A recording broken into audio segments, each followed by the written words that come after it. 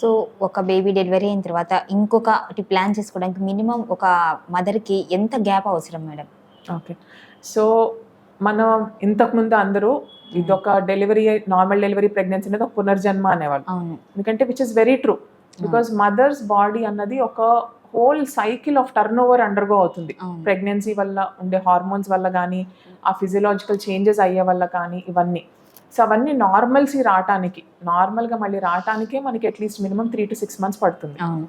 ఆ తర్వాత దాని మీద తన హెల్త్ రెక్యుపరేట్ అవటం అంటే సో బేబీ కేర్లో పడిపోయి mother will not take care of her self well.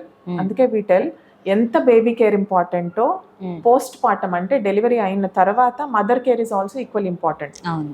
Nutrition పరంగా కానీ, ఎక్సర్సైజెస్ పరంగా కానీ, సప్లిమెంట్స్ పరంగా కానీ, మదర్కి ఏవైతే డెఫిసిట్స్ వచ్చినాయో ప్రెగ్నెన్సీలో అవన్నీ మనం రిప్లెనిష్ చేయటం అనేది చాలా ఇంపార్టెంట్.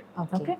సో నార్మల్ డెలివరీ అయిన mothers at least minimum 1 to 1.5 year అంటే అట్లీస్ట్ 12 to 18 months తర్వాత నెక్స్ట్ డెలివరీ ప్లాన్ చేసుకోమని చెప్తాం.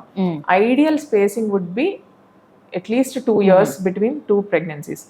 సిజేరియన్ సెక్షన్ తర్వాత కంపల్సరీ 18 to 24 months వెయిట్ చేయమని చెప్తాం. ఎందుకంటే మనకి గర్భసంచికి మనం కట్ చేసి బేబీని డెలివర్ చేస్తున్నాం.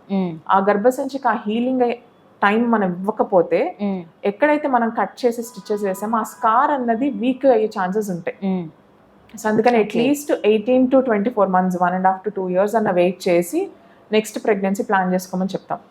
Ideally for babies growth also mother బేబీని టేక్ కేర్ చేయటం కానీ, ఎనఫ్ న్యూట్రిషన్ ఇచ్చి, ఫస్ట్ బేబీకి బ్రెస్ట్ ఫీడింగ్ ఇచ్చి అది వీన్ ఆఫ్ చేసి ఇవన్నీ అయ్యే టైంకి 2 years is a good enough time to space the babies. Hi everyone, Nenu mi Vedika. Please subscribe to Volgo Health. Don't forget.